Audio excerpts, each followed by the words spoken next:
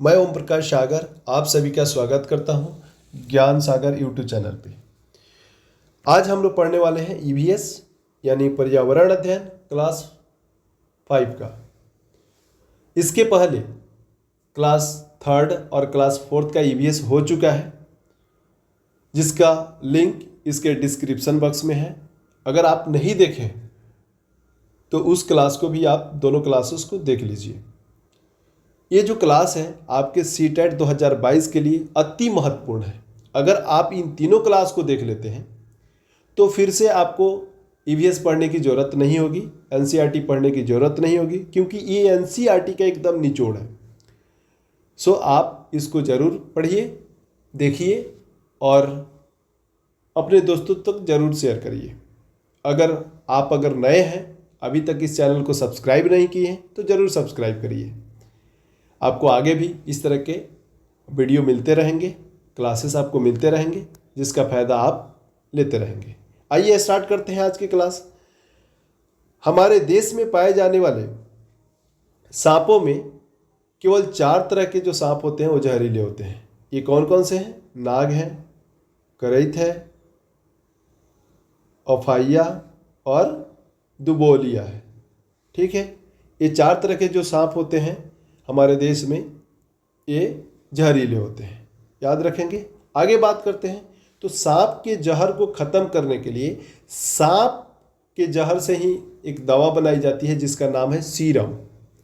ठीक है, याद रखेंगे कि सांप के जहर को ख़त्म करने के लिए सांप के जहर से दवा बनाई जाती है जिसका नाम क्या है? सीरम।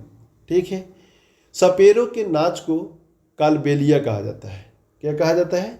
सपेरे लोग जो होते हैं उनके नाच को कालबेलिया कहा जाता है। सबसे अधिक चावल कालाहांडी। कालाहांडी कहाँ है? उड़ीसा में है, और उड़ीसा का एक जिला है जहाँ सबसे ज़्यादा चावल होता है। मामिंडी तांड्रा क्या है? आम पापड़ है। आप देख सकते हैं आम को, ये आम पापड़ है। ठीक है, पके हुए आम का बनाया जाता है आम पापड़। आगे बात करते हैं 1948 में जॉर्ज डी मेस्ट्रॉल ने बीज से प्रेरित होकर वेलक्रो को बनाया। वेलक्रो क्या होता है? ये दोनों तरफ चिपकाने वाला होता है, आप देख सकते हैं वेलक्रो। और इन्होंने बीज से प्रेरित होकर बनाया,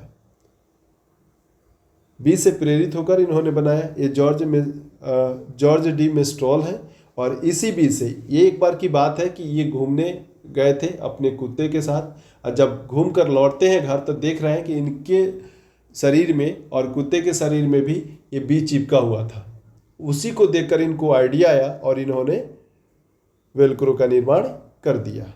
राइट, आगे बात करते हैं कौन कहाँ से आया। तो मिर्ची दक्षिण अमेरिका से, भिंडी कॉफ़ी अफ्रीका से, गोभी टमाटर यूरोप से, और सोयाबीन चीन से आया। ठीक है, याद रखेंगे इसको कि मिर्चा जो आया वो दक्षिण अमेरिका से, भिंडी कॉफ़ी अफ्रीका से, गोभी टमाटर यूरोप से, और सोयाबीन चीन से।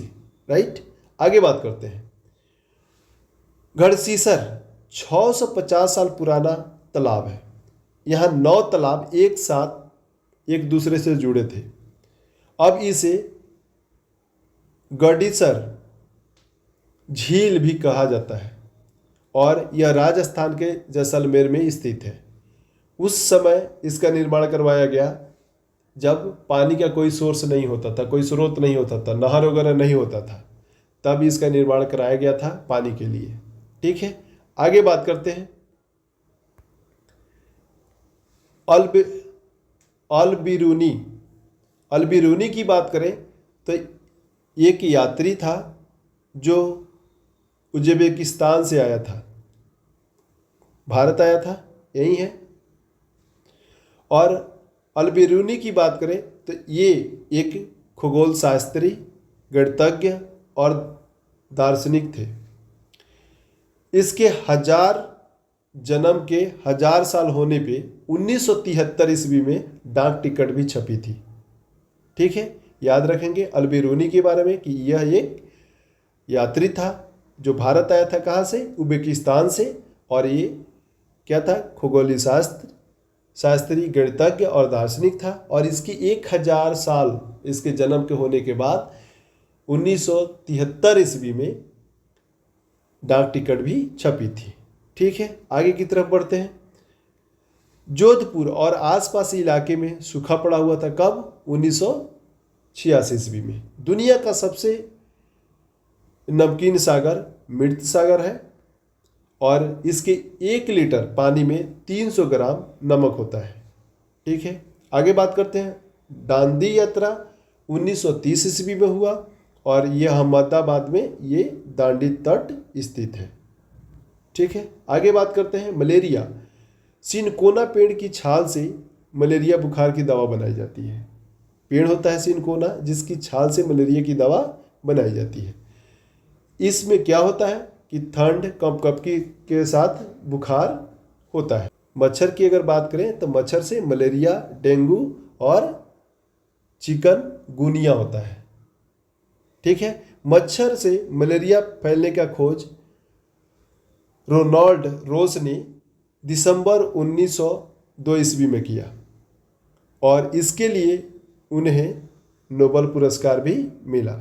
आगे बात करते हैं। आइए बात कर लेते हैं बछेंद्री पाल। माउंट एवरेस्ट पे चढ़ने वाली प्रथम भारतीय महिला है बछेंद्री पाल, आप देख सकते हैं यहाँ। और उन्हें 2019 में भारत सरकार द्वारा तीसरे सर्वोच्च नागरिक पुरस्कार पद्म भूषण से सम्मानित भी किया गया और 23 मई 1984 को 1:07 पूर्वाह्न में इन्होंने तिरंगे को लहराया था। कहाँ? माउंट एवरेस्ट पे। माउंट एवरेस्ट की अगर ऊंचाई की बात करें तो 8,900 मीटर है। इसका नेपाली नाम सागरमाथा है। किसका? माउंट एवरेस्ट का जो नेपाली नाम है वो क्या है? सागरमाथा है। गोलकोंडा, गोलकोंडा क्या है? यह एक किला है, हैदराबाद में स्थित है और इसमें 87 बुर्ज हैं। कितने बुर्ज हैं? 87। ये देखिए गोलकोंडा। और सन 1200 में यह मिट्टी का बना हुआ था और 1518 से लेकर 1687 तक कुतुबुद्दीन शाही सुल्तानों का राज यहाँ रहा। कुतुबुद्दीन शाही सुल्तानों का राज रहा कब से? 1518 से लेकर 1687 तक। आगे बात करते हैं। सुनीता विलियम्स, चांद पे उतरने वाले सबसे पहले व्यक्ति नील आर्मस्ट्रॉन्ग से प्रभावित हुई सुनीता विलियम्स। इन्होंने क्या किया कि जो सबसे पहला व्यक्ति से नील आर्मस्ट्रॉन्ग से इन्होंने प्रभावित हुआ और इन्होंने भी निर्णय लिया कहाँ? अंतरिक्ष में जाने के लिए और सबसे लंबे समय तक अंतरिक्ष में रहने वाली महिला बन गई। कौन? ये है सुनीता विलियम्स। राइट, आगे बात करते हैं। कल्पना चावला, प्रथम अंतरिक्ष में जाने वाली भारतीय महिला कल्पना चावला है। देखिए इनका फोटो है यहाँ। 2 बार अंतरिक्ष में यात्रा करने वाली पहली भारतीय महिला कौन बनी? कल्पना चावला। याद रखेंगे, सबसे पहला अंतरिक्ष में जाने वाला कल्पना चावला और 2 बार जाने वाला भी कल्पना चावला। आइए लेह की बात कर लेते हैं। तो लेह सूखा, समतल और ठंड रेगिस्तान है ना? रेगिस्तान है, बहुत कम बारिश होती है। यहाँ निचले मंजिल पे जानवरों को रखा जाता है। कहाँ? लेह में। याद रखेंगे, कहाँ पूछा जाता है कि कहाँ निचले मंजिल पे जानवरों को रखा जाता है, तो आप याद रखेंगे इसका सही आंसर क्या है? लेह में।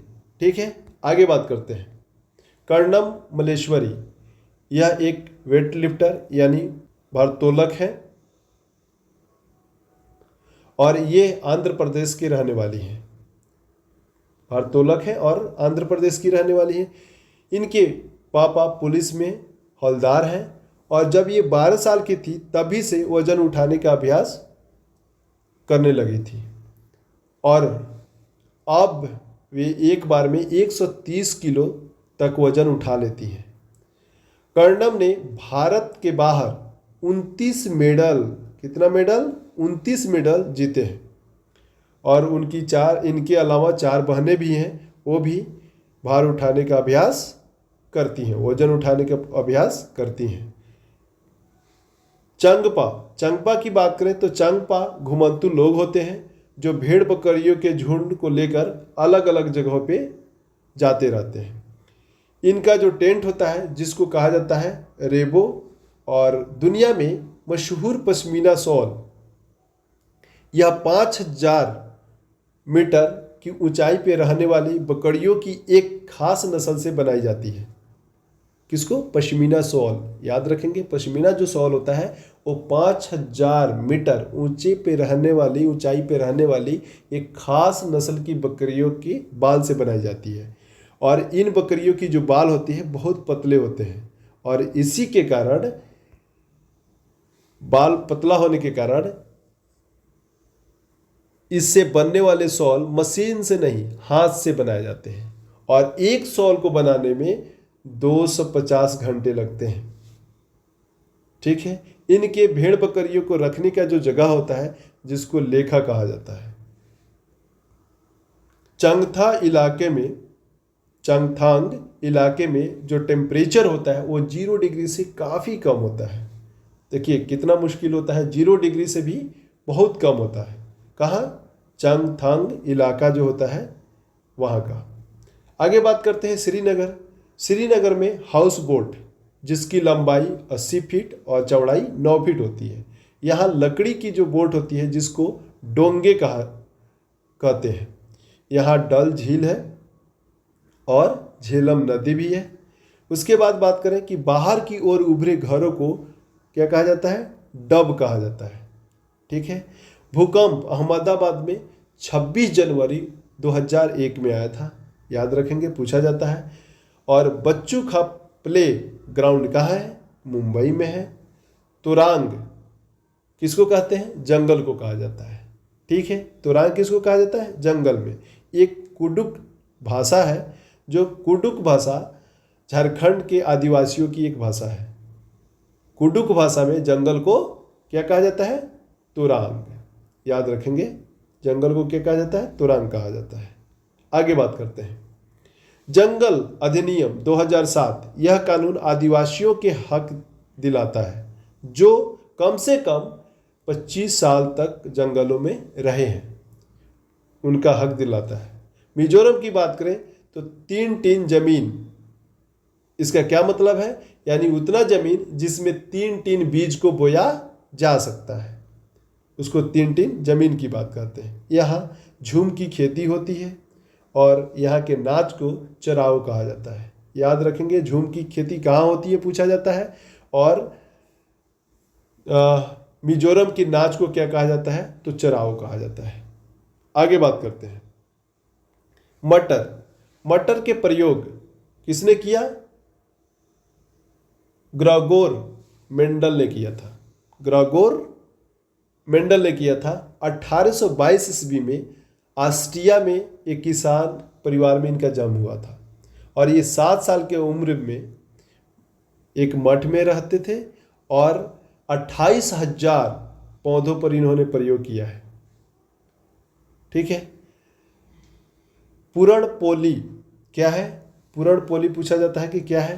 तो चने की दाल की मोटी रोटी है। ठीक है। आगे बात करते हैं। तो ये रहा आज का कंप्लीट क्लास जो 5 क्लास का ईवीएस है, और ये सारी क्लास आपके सीटेट 2022 या जितने भी टेट होने वाले हैं जिसमें ईवीएस पूछा जाता है, इस सब के लिए बहुत इंपॉर्टेंट है। सो मैं आशा करता हूँ कि ये क्लास आपको पसंद आया होगा। आप लाइक करिए, सब्सक्राइब करिए और अपने दोस्तों तक ज़रूर शेयर करिए। Thank you. हम लोग मिलते हैं फिर अगले क्लास में।